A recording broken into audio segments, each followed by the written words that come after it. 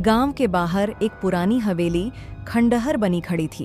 कहते हैं कि वहां रात में अजीब अजीब आवाजें आती थीं, कभी किसी के हंसने की, कभी किसी के रोने की। गांव के लोग कहते थे कि वहां एक खतरनाक चुड़ैल रहती है। अरे राजू, ये आवाज है तो दिन के दिन बढ़ते जा रहे हैं। रात को नींद भी नहीं आती है। ऐसा कब तक चलेगा? क्या बताओ तुम्हें, मेरा भी वही हाल है। ये चुड़ैल का कुछ तो करना पड़ेगा, नहीं तो हमें चैन से सोने भी नहीं देगा। मैंने तो ये भी सुना है, ये चुड़ैल कई लोगों को मौत के घाट उतार चुका है और कई गांवों को शमशान बना चुका है। अब भी हमारी बारी है। ये चुड़ैल से हमें तो भगवान ही बचा सकता है। अब हम कर भी क्या सकते हैं? उसी गांव में रमेश, अमित और सुरेश तीनों दोस्त थे। उन्हें भूत प्रेतों पर बिल्कुल भरोसा नहीं था। वे हमेशा ऐसी कहानियों को अफवाह मानते थे। ये गांव वाले भी ना, जो चुड़ैल है ही नहीं, उससे इतना डरते हैं। ये अफवाह दिन के दिन बढ़ते ही जा रहे हैं। हमें ही कुछ करना होगा। चलो फिर हम भी देखते हैं कौन सी चुड़ैल है जो गांव वाले को परेशान कर रहा है। दूध का दूध और पानी का पानी करते हैं। अगर वहां पे सच में चुड़ैल हुआ तो, और वो शक्तिशाली हुआ तो क्या हम भी कम हैं क्या? हम उस चुड़ैल को उसकी नानी याद दिला देंगे, फिर वो यहां आने की सोचेगा भी नहीं। चलो फिर देर किस बात की, उस चुड़ैल को मजा चखाते हैं। अभी नहीं, रात को ठीक 12 बजे। मैंने सुना है चुड़ैल रात के 12 बजे ही निकलता है और अपना शिकार ढूंढता है।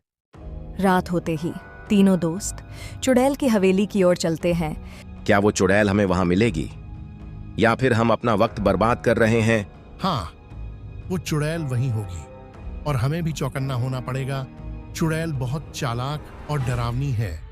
हवेली में पहला कदम रात के ठीक 12 बजे वे तीनों टॉर्च और मोबाइल लेकर हवेली पहुंचे। यहां तो इतना सन्नाटा है, चुड़ैल होगी कि नहीं? लगता है हमने आने में देर कर दी। हमें ऊपर चल के देखना चाहिए, शायद ऊपर में मिल जाए। तीनों दोस्त ऊपर की ओर चलते हैं। दरवाजे पर दस्तक दी, अंदर कोई है? मुझे नहीं लगता अंदर कोई होगा। लेकिन कोई आवाज नहीं आई। हिम्मत करके रमेश ने दरवाजा खोला और तीनों अंदर दाखिल हुए। हवेली के अंदर धूल और जाले थे, फर्श टूटा फूटा था और माहौल अजीब सा था। हवा में हल्की सी सड़ांध भरी गंध थी।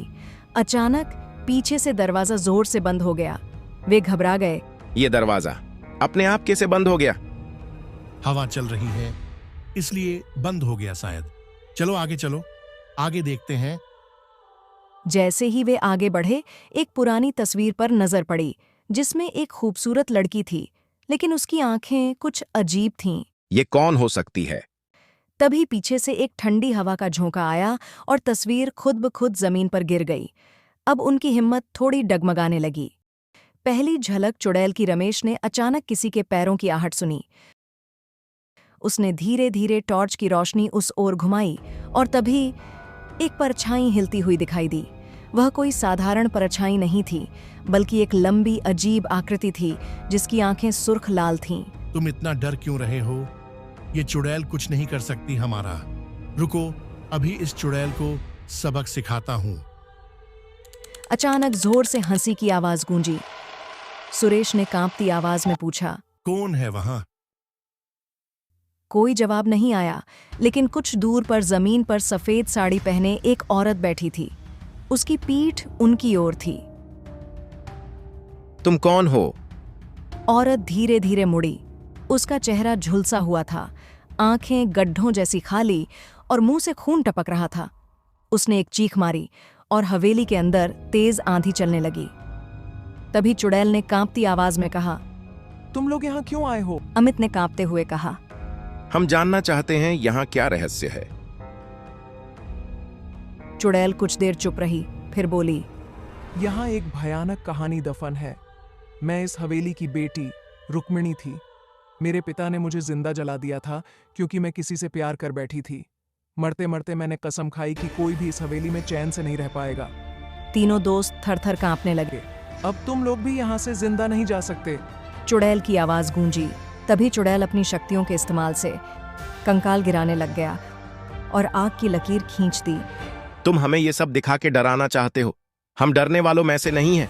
हम तुम्हें नहीं छोड़ेंगे। तुम लोग मत भूलो, तुम लोग मेरे हवेली में हो, यहाँ वही होगा जो हम चाहेंगे। आज तुम्हारी हवेली में तुम्हारी ही चीता जलेगी। तुम बहुत बोल रहे हो। अगर कोई आखिरी इच्छा है तो बता दो, क्योंकि आज के बाद तुम लोग बोलने के लायक नहीं रहोगे। आखिर इच्छा है तुम्हारी मौत। इतना बोलते ही अमित ने एक ताबीज निकाला जो उसकी नानी ने उसे दिया था। अमित ने ताबीज को चुड़ैल की ओर फेंका। ताबीज चुड़ैल को लगते ही चुड़ैल आग से जलने लगे और चुड़ैल जल के भस्म हो गया। चलो आखिरकार इस चुड़ैल से छुटकारा मिल ही गया। चलो जाके ये खुश खबर गांव वाले को देते हैं।